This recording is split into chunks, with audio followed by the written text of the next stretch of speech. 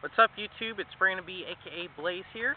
So I'm back from Disney Springs. It's much later during the week.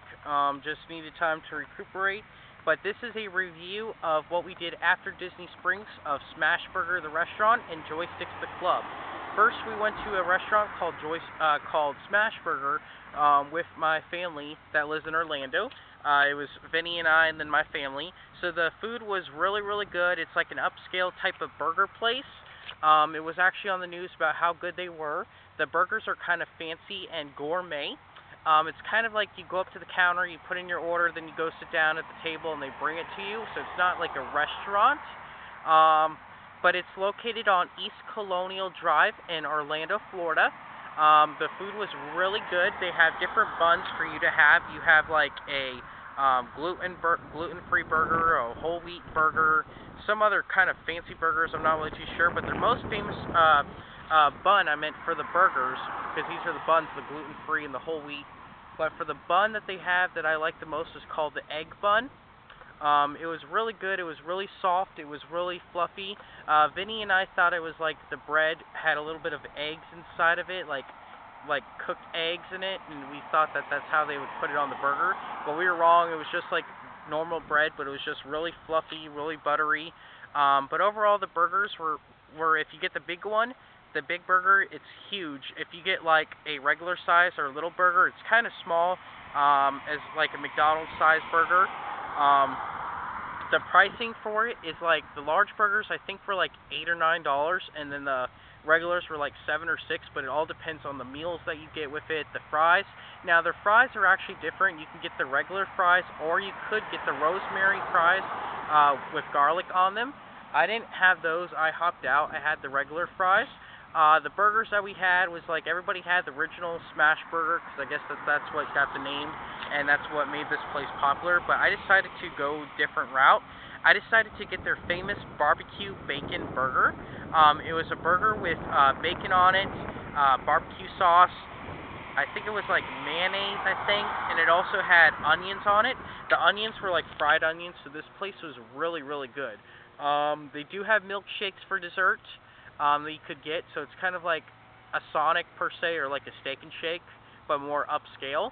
I'm going to give this food, I actually really liked it. I just thought it was a little bit too small for the burger, but I actually scarfed it down in like less than 5 minutes because I was super hungry and didn't eat all day. So if I would have taken my time, I probably would have had a much better experience, or had a much better like tasting of the burger. But overall, I'm going to give this place probably an 8 out of 10. But overall, it was a really, really good. Yeah, so I'm going to give it like an 8 or a 9 out of 10. The only thing that was a big turnoff was the size of the burgers. That was it. So that's my review for Smashburger. Next, after we hit up Smashburger, we went to this club, which is a 80s themed video game club located in downtown Orlando. I think it was on Pine Street, which is close to Magnolia Avenue if you guys ever go to Orlando, which is in downtown Orlando. The club is called Joysticks. It's actually really new. So Vinny and I parked our car at one of the meters. We took a bus, took us right to the front door. Showed our IDs to the security, because they do check you. You have to be 21 and over to get into this club, Joysticks. They're closed Monday, but they are open Tuesday, Wednesday, Thursday, Friday, Saturday, and I think even Sunday. They close at 2 in the morning because it's like a regular style type club. But we played a lot of video games, so we did have to show our IDs to security, because you do have to be 21 and up. No one under 21 can get in, because it's like a real type bar slash club. After we did that, we had to go up these long, crazy stairs, and it was kind of like trippy, because it was like all those black lights and paintings that glow and everything on the walls, so it was pretty cool. You walk up to the club, it's super long. A little bit cool things about this club is that they have different rooms based off of things to do with the 80s. Like they had Jaws room, they had a Goonies room, they had a Star Wars room, and they also had a Haunted Mansion room with actually seats from like the Haunted Mansion ride, which was pretty cool.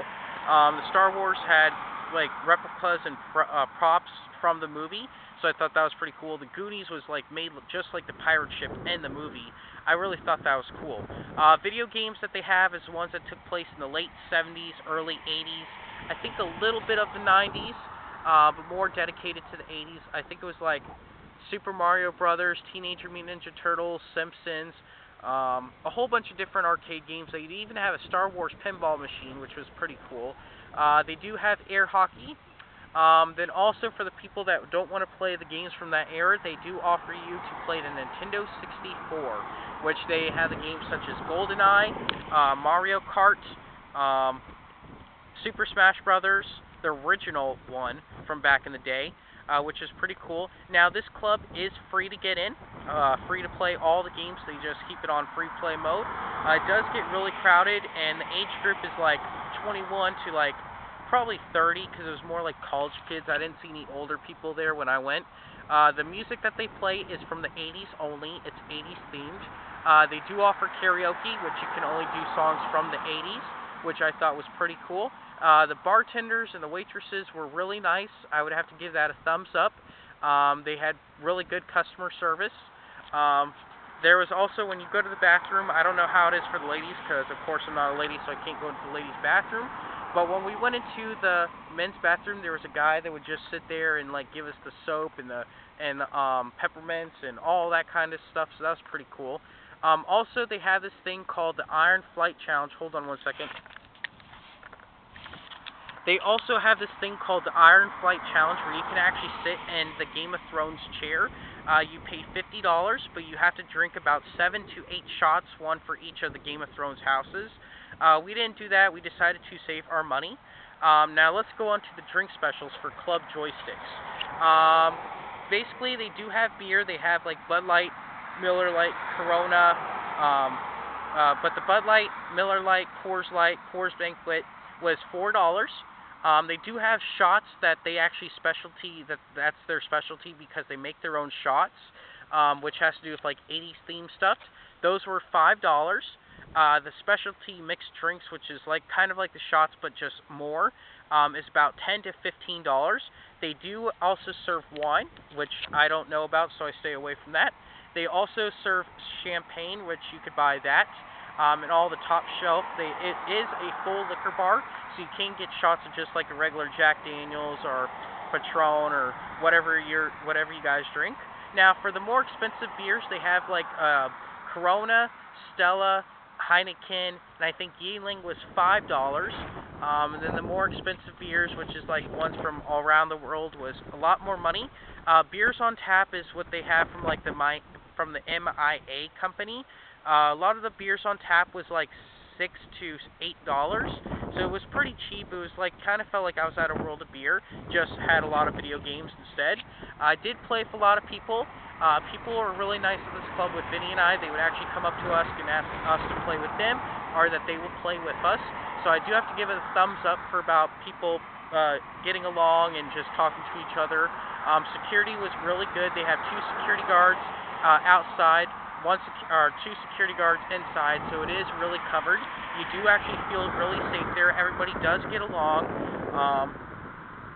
Now, and then I also drank a lot when I was there. I had about, I forgot to tell you guys, they do also sell sodas for the people that don't drink.